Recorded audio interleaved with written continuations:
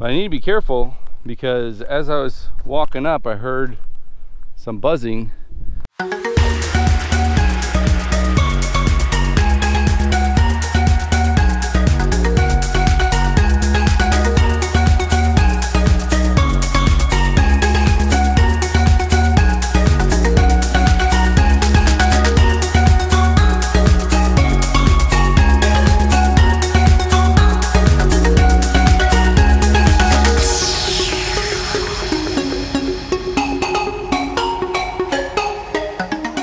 So first thing we're gonna need to do is come out here and shut off the water to the house. Make sure there's nothing too creepy crawly in there. Little dead frog. All right, so we got the water shut off. I like to bleed it right here.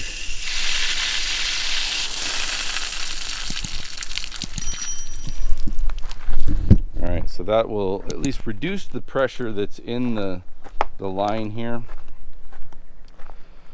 There's another bleeding point over here because it continues from the house. It comes over to this double wide here. So I'm going to open this valve up as well.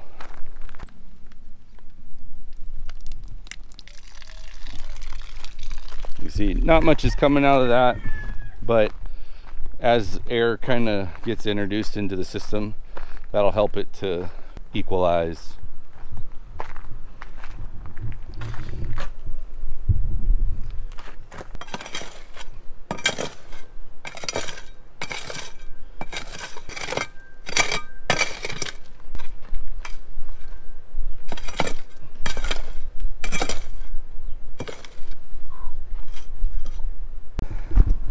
I'm not 100% sure where it cuts under and goes up underneath the house there, but I know I don't want any pipe that way to really have any water.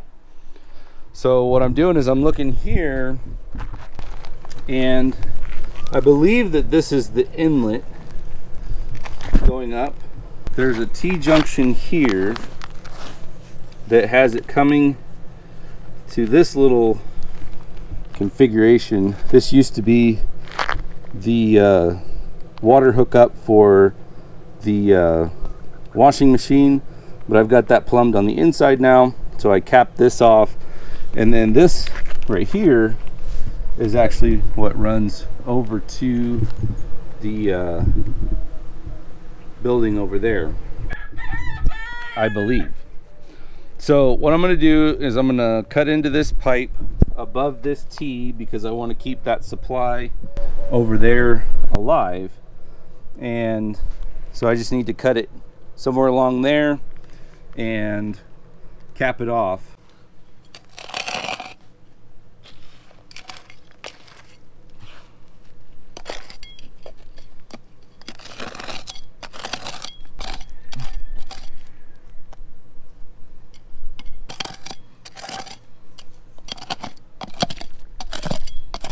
This one's already been abandoned.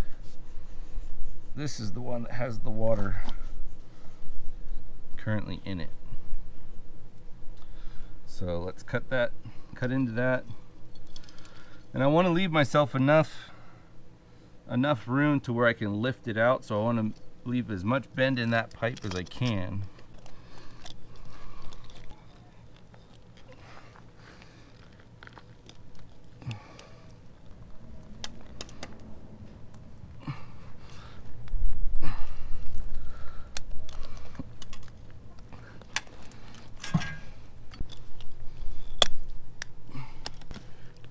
All right, so we're flowing from this side. I didn't even have to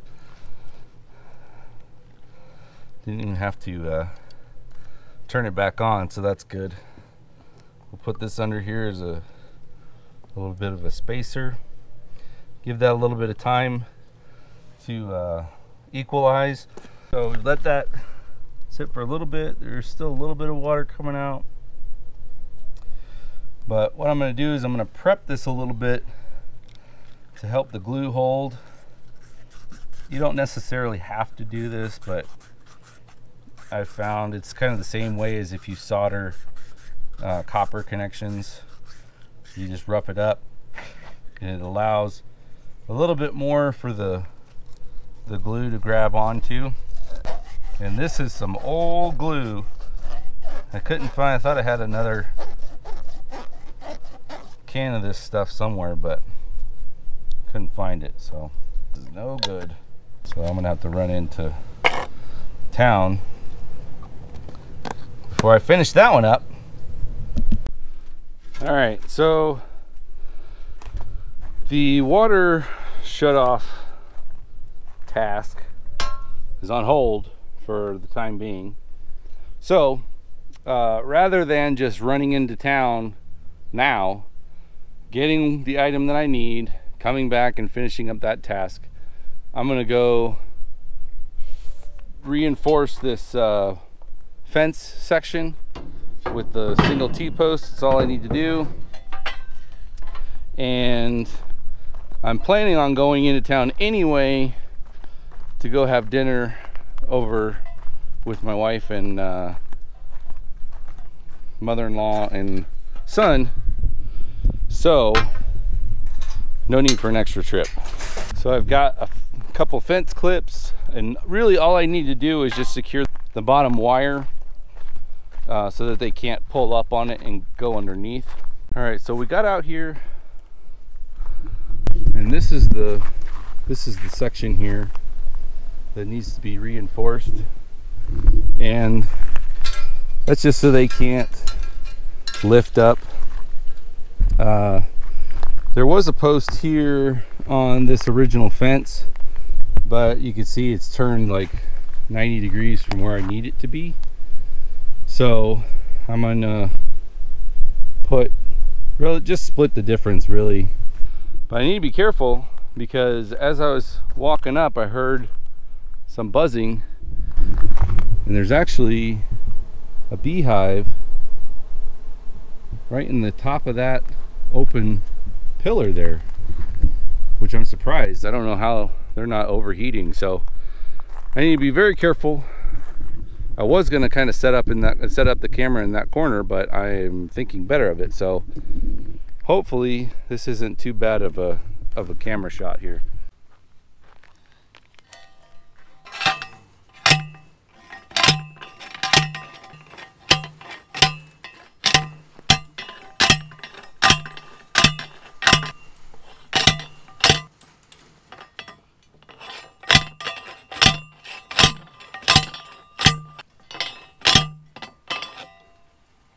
So how I do this is there's a little spade on the bottom of the post, and I drive that to where that's just below the ground, depending on your fence height, but it doesn't really matter how deep it is so long as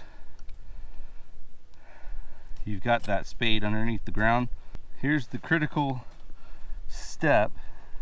Put a clip for this bottom wire, and we're going to tighten it up really good, so get all the slack out of it that you can. Now we've got on either side here, we've got it nice and tight, twisted. There's no play in that clip at all, and this is nice and tight across here. So what's going to happen is as we drive this down, that wire is going to catch onto this knob, and it'll pull down into the ground just a little bit. Now, you can't do it too far, otherwise the pressure will cause that wire to flex and it'll pop up over that knob. Then I just got to drive this back into the ground a little bit further.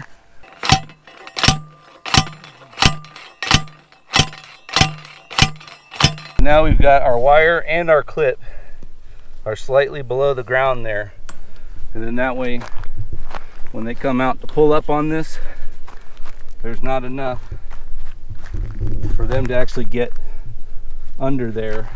Technically this section should probably have two reinforced to be properly reinforced, but because this is actually the old reused fence here that I plan to cut down and open this up eventually, and I'll re-fence this here.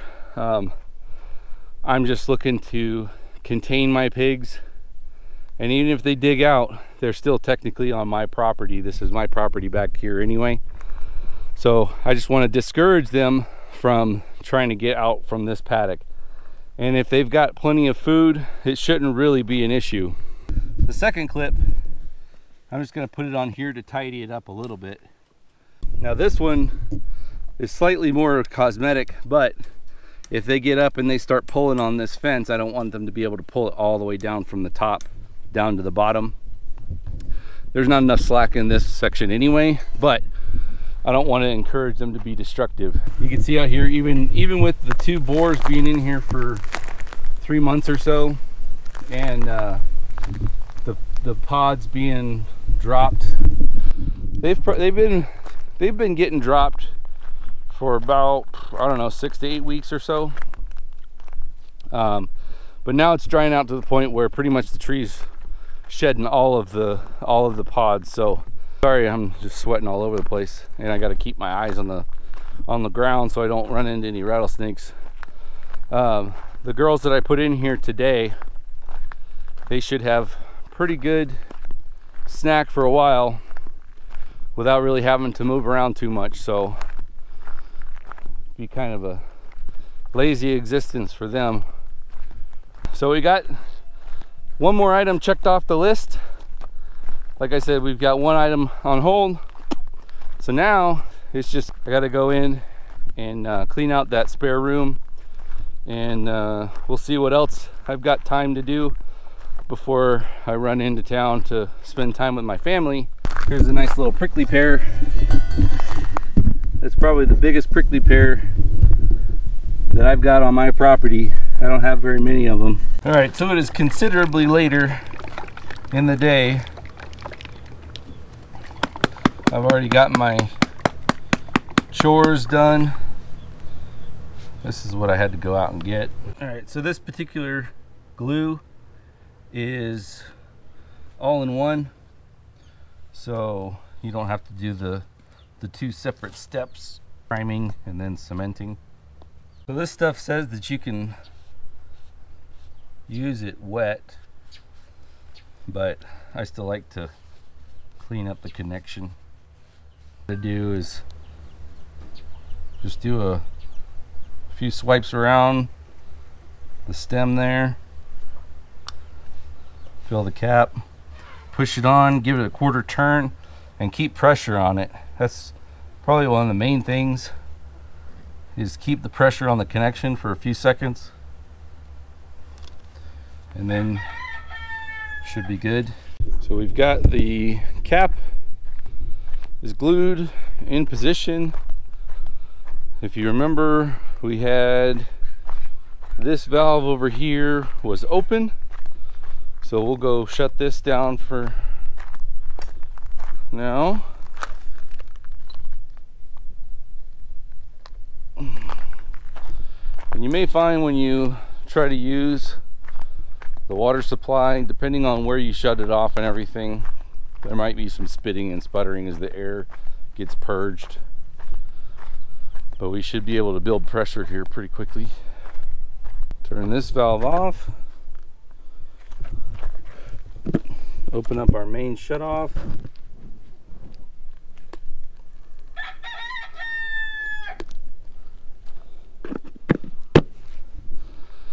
Get the water flowing again.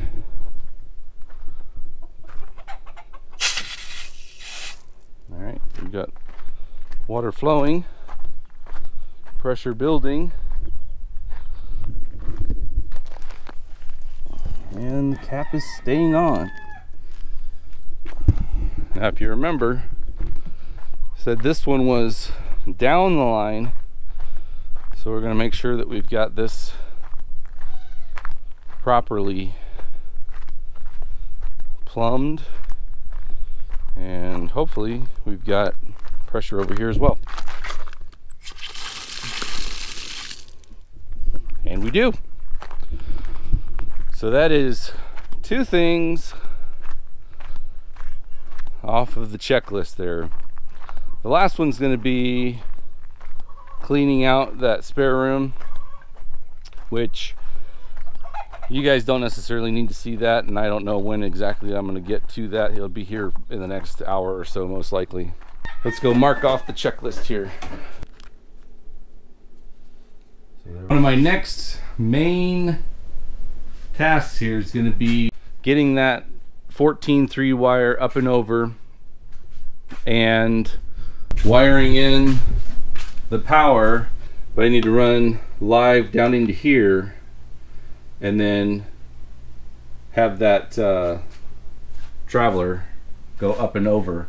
And then I'll also be putting a junction box here for a porch light that will also have a switch right here. So it'll be porch light switch, ceiling fan, three-way switch right there. And that will be the next couple items on the to-do list. So we've got 7 of 11 right now, and over the next couple of days hopefully we'll get 2 or 3 more of those. All that a night for footage, at least. Finish up my last little bit of chores here and have a good night. So until next time, thanks for joining us, and God bless.